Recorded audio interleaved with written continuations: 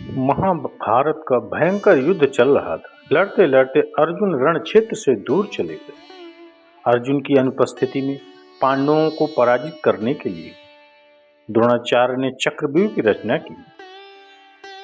अर्जुन पुत्र अभिमन्यु चक्रव्यूह भेदने के लिए उसमें घुस सकते थे, वो घुसे। अभिमन्यु अर्जुन का पुत्र था। श्री कृष्ण की बहन सुभद्रा इनकी माता थी। यह बालक बड़ा होनहार था।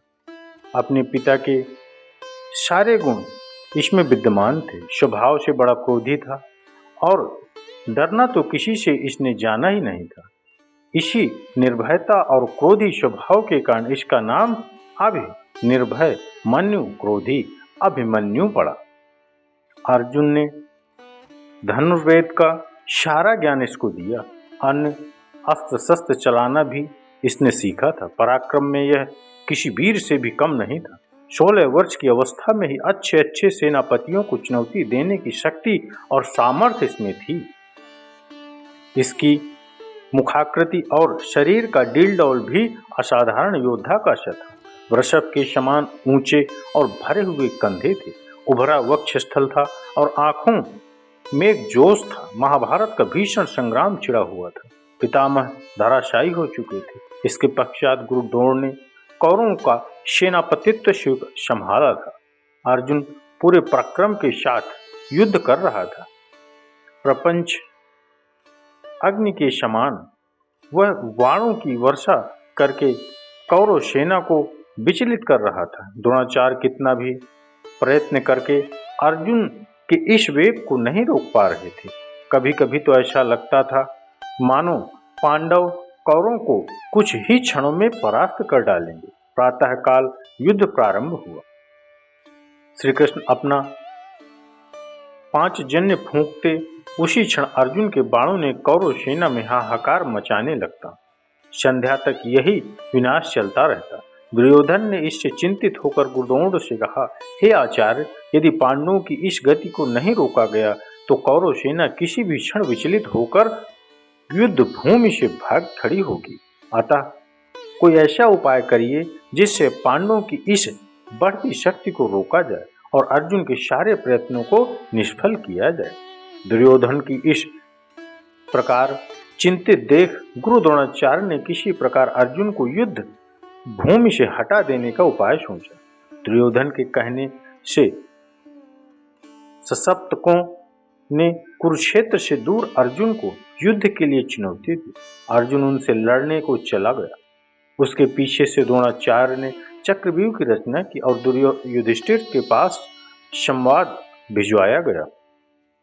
या तो पांडव आकर कौरव सेना के इस चक्रव्यूह को तोड़ें, यह अपनी पराजय स्वीकार करें। यह संवाद युधिष्ठिर के पास पहुंचा तो वे बड़ी चिंता में पड़ गए, क्योंकि अर्जुन के सिवा चक्रव्यूह को तोड़ना कोई और पांडव नहीं जानता था। अर्जुन बहुत दूर सशप्तकों के युद्ध कर रहा था। चक्रव्यूह तोड़ने में अपने आप को समर्थ देखकर पांडवों के शिविर में त्राही त्राही मच उठी।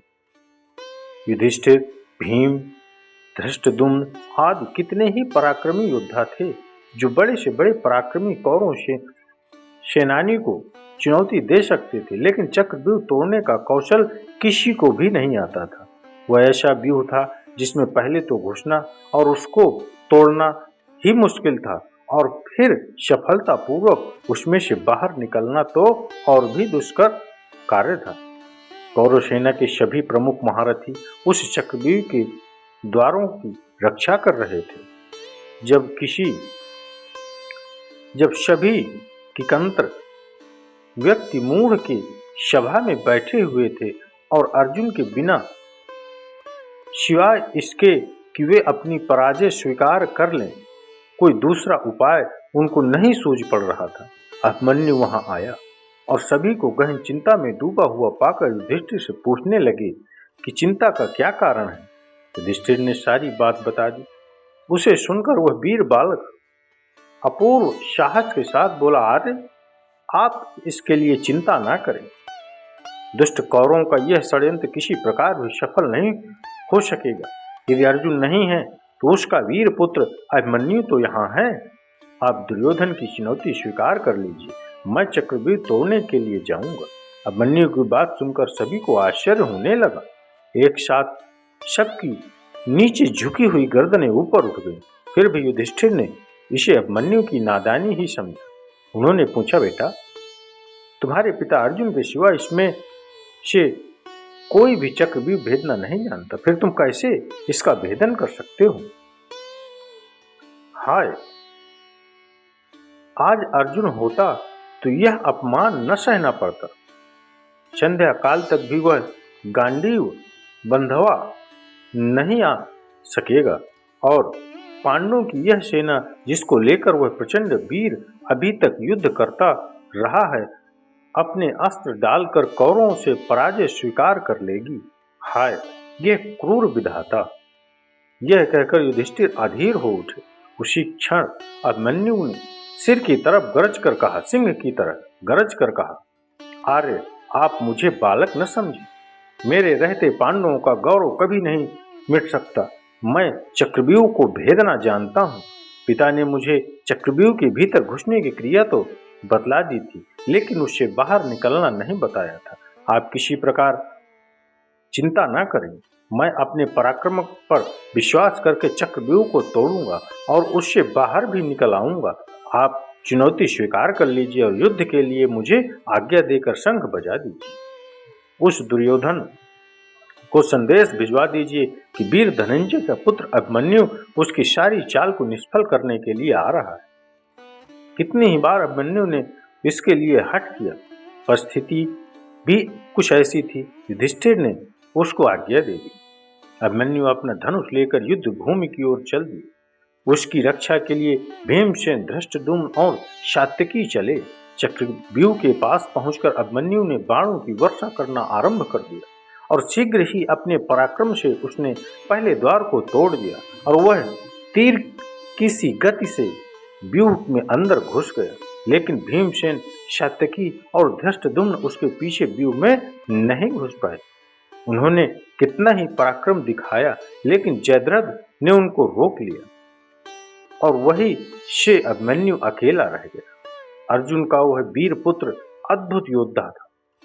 व्यूह के द्वार पर उसे अनेक योद्धाओं से भीषण युद्ध करना पड़ा, लेकिन उसका पराक्रम प्रचंड अग्नि के समान था। जो कोई उसके सामने आता था या तो धराशायी हो जाता था या विचलित होकर भाग जाता था। इस तरह व्यूह के प्रत्येक द्वार को वह तोड़ता चला जा रहा था। कौरवों के महारथियों ने इस वीर बालक को दबाने का कितना ही प्रयत्न किया, लेकिन वे किसी प्रकार भी उसे अपने वश में नहीं कर पाए। उसके तीक्ष्ण बाणों की मार से व्याकुल होकर दुर्योधन ने गुरु द्रोणाचार्य से कहा, हे आचार्य, अर्जुन का यह वीर बालक चारों ओर विचर रहा है और हम कितना भी प्रयत्न करके इसकी भीषण गति को नहीं रोक पाते। एक के बाद एक सभी द्वारों को इसने तोड़ दिया है। यह तो अर्जुन के समान युद्ध कुशल और पराक्रमी निकला। अब तो पांडवों को किसी प्रकार पराजित नहीं किया जा सकता। इस प्रकार कर्ण ने भी घबराकर द्रोणाचार्य से कहा, हे गुरुदेव, इस पराक्रमी बालक की गति देखकर तो मुझको भी आश्चर्य हो रहा है। इसके तीक्ष्ण बाण मेरे हृदय को व्याकुल कर रहे हैं। यह ठीक अपने पिता अर्जुन के समान ही है। यदि किसी प्रकार इसको न रोका गया तो हमारी यह चाल व्यर्थ चली जाएगी। अतः किसी तरह इसको व्यूह से जीवित नहीं निकलने देना चाहिए। द्रोणाचार्य अभिमन्यु की वीरता देखकर कुछ क्षणों के लिए चिंता में डूबे रहे। अर्जुन के उस वीर पुत्र के कर्ण, दुशासन और आदि महारथियों को पराजित कर दिया था और राक्षस अलम्बुस को युद्ध भूमि से खदेड़कर बृहद को जो जान से मार डाला था। दुर्योधन के सामने ही उसने उसके बेटे लक्ष्मण को भी उसने मार डाला था। बड़े बड़े शूरवीर खड़े देखते रह गए और वह प्रचंड अग्नि की लपट की तरह सबको भस्म करता हुआ व्यूह को तोड़कर अंदर घुस गया। जब कौरवों के सारे प्रयत्न निष्फल चले गए तो उन्होंने छल से काम लेने की बात सोची। अलग अलग लड़कर कोई भी महारथी अभिमन्यु से नहीं जीत सकता था, इसलिए उन्होंने मिलकर उस पर आक्रमण करने का निश्चय किया। कृपाचार्य, कर्ण, अश्वत्थामा, बृहद्रथ, शकुनी का चचेरा भाई था ये, कृतवर्मा और दुर्योधन आदि 6 महारथियों ने उसे घेर लिया और उस पर भीषण आक्रमण कर दिया। कर्ण ने अपने बाणों से उस बालक का धनुष काट डाला। भोज ने अपने घोड़ों को मार डाला और कृपाचार्य ने उसके पार्श्व रक्षकों के प्राण ले लिए। इस तरह अभिमन्यु पूरी तरह निहत्था हो गया। लेकिन फिर भी जो कुछ उसके हाथ में आया उससे ही वह शत्रुओं को विचलित करने लगा। थोड़ी ही देर में उसके हाथ में गदा आ गई। उसने उससे कितने ही योद्धाओं को मार गिराया। दुशासन का बेटा उसके सामने आया। घोर संग्राम हुआ। अकेला अभिमन्यु 6 के सामने क्या करता। महारथियों ने अपने बाणों से उसके शरीर को छेद दिया। अब वह लड़ते लड़ते थक गया था।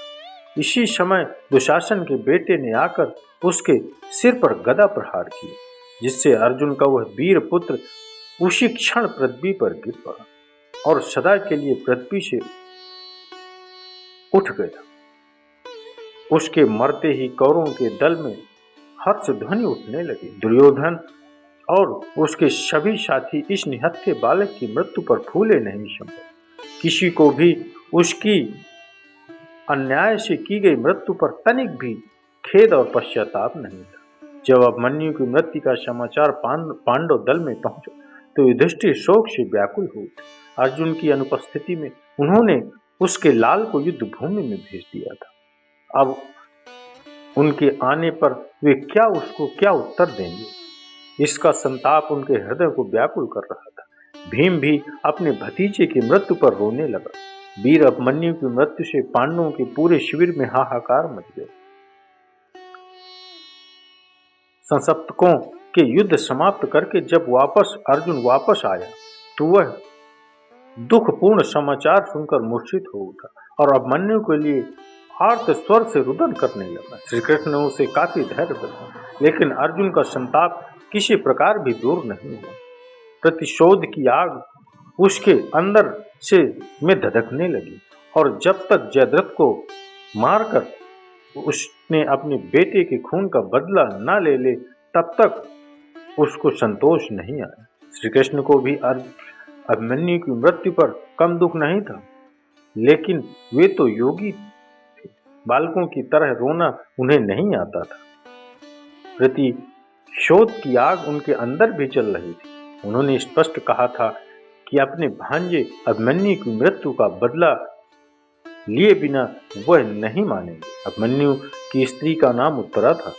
वह मत्स्य नरेश विराट की पुत्री थी। अज्ञातवास के समय अर्जुन विराट के यहाँ उत्तरा को नाचने गाने की शिक्षा देते थे। बाद में विराट को सारा हाल मालूम हो गया था, इसलिए लोकापवाद के डर से वे अपनी पुत्री का विवाह अर्जुन के सिवा किसी अन्य पुत्र के साथ नहीं करना चाहते थे। अर्जुन ने स्वीकार न करने पर विराट ने उत्तरा का विवाह उसी के पुत्र अभिमन्यु के साथ कर दिया। इन दोनों का विवाह बाल्यावस्था में ही हो गया था। उस युग में बाल विवाह की प्रथा तो इतनी प्रचलित नहीं थी, लेकिन विवाह के पीछे राजनीति कारण निहित था। पांडवों को इसके पश्चात मत्स्य नरेश से हर प्रकार की सहायता मिल सकती थी। अपने पति की मृत्यु पर उत्तरा शोक से पागल हो उठी। श्री कृष्ण ने उसे कितना ही समझाया था, लेकिन फिर भी कितने ही दिनों तक उसका रुदन एक क्षण को भी नहीं रुका था। वह उस समय गर्भवती थी। आतताई अश्वत्थामा ने पांडवों के वंश को समूल नष्ट कर देने के लिए इस गर्भ अवस्था बालक पर ब्रह्मास्त्र का प्रयोग भी किया था, लेकिन श्री कृष्ण ने उसे रोक लिया था और इस प्रकार श्री कृष्ण ने ही पांडवों के कुल की रक्षा की थी। निश्चित अवधि के पश्चात उत्तरा के गर्भ से बालक का जन्म हुआ। क्योंकि सभी कुछ क्षण हो जाने के पश्चात इस बालक का नाम हुआ था, इसलिए इसका नाम परीक्षित रखा गया। यही पांडवों की वंश परंपरा को आगे बढ़ाने वाला हुआ था। तो जब चक्रव्यूह में वो फंस गए और मारे गए, अभिमन्यु की मृत्यु का समाचार अर्जुन को मिला था, तो उन्होंने जयद्रथ को मारने की प्रतिज्ञा की थी। यदि अगले दिन सूर्यास्त के पहले उसने जयद्रथ का वध नहीं किया तो वह आत्मदाह कर लेता। जयद्रथ भयभीत होकर दुर्योधन के पास पहुंचा और अर्जुन की प्रतिज्ञा के बारे में बताया। दुर्योधन उसका भय दूर करते हुए बोला, चिंता मत करो मित्र, मैं और सारी कौरव सेना तुम्हारी रक्षा करेंगे। अर्जुन कल तुम पर नहीं, तुम तक पहुंच ही नहीं पाएगा, उसे आत्मदाह करना पड़ेगा। अगले दिन युद्ध शुरू हुआ। अर्जुन की आंखें शायद जयद्रथ को ही ढूंढ रही थी, किंतु वह कहीं नहीं मिला। दिन बीतने लगा। धीरे धीरे अर्जुन की निराशा बढ़ती गई। यह देख श्री कृष्ण बोले, पार्थ, समय बीत रहा है और कौरव सेना ने जयद्रथ को रक्षा कवच में घेर रखा है। अतः तुम शीघ्रता से कौरव सेना का संहार करते हुए अपने लक्ष्य की ओर बढ़ो। यह सुनकर अर्जुन का उत्साह बढ़ा और वह जोश से लड़ने लगे, लेकिन जयद्रथ तक पहुंचना मुश्किल था। संध्या होने वाली थी। तब श्री कृष्ण ने अपनी माया फैला दी। इसके फलस्वरूप सूर्य बादलों में छिप गए और संध्या का भ्रम उत्पन्न हो गया। संध्या हो गई है और अब अर्जुन की प्रतिज्ञा वश आत्मदाह करना होगा। यह सोचकर जयद्रथ और दुर्योधन खुशी से उछल पड़े। अर्जुन को आत्मदाह करते देखने के लिए जयद्रथ कौरवों की सेना के आगे आकर अट्टहास करने लगा। जयद्रथ को देखकर श्री कृष्ण बोले, पार्थ, तुम्हारा शत्रु तुम्हारे सामने खड़ा है, उठाओ अपना गांडीव और वध कर दो इसका। वह देखो, अभी सूर्यास्त नहीं हुआ है। यह कहकर उन्होंने अपनी माया समेट ली। देखते ही देखते सूर्य बादलों से निकल आया। सबकी दृष्टि आसमान की ओर उठ गई। सूर्य अभी भी चमक रहा था। यह देख जयद्रथ और दुर्योधन के पैरों तले जमीन खिसक गई। जयद्रथ भागने को हुआ, लेकिन तब तक अर्जुन ने अपना गांडी उठा लिया। तभी श्री कृष्ण चेतावनी देते हुए बोले, हे पार्थ, जयद्रथ के पिता ने इसे वरदान दिया था कि जो इसका मस्तक जमीन पर गिराएगा उसका मस्तक भी 100 टुकड़ों में विभक्त हो जाएगा। इसलिए यदि इसका सिर जमीन पर गिरा तो तुम्हारे सिर के 100 टुकड़े हो जाएंगे।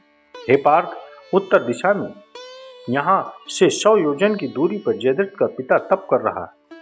तुम इसका मस्तक ऐसे काटो कि वह उसके पिता की गोद में जाकर ही गिरे।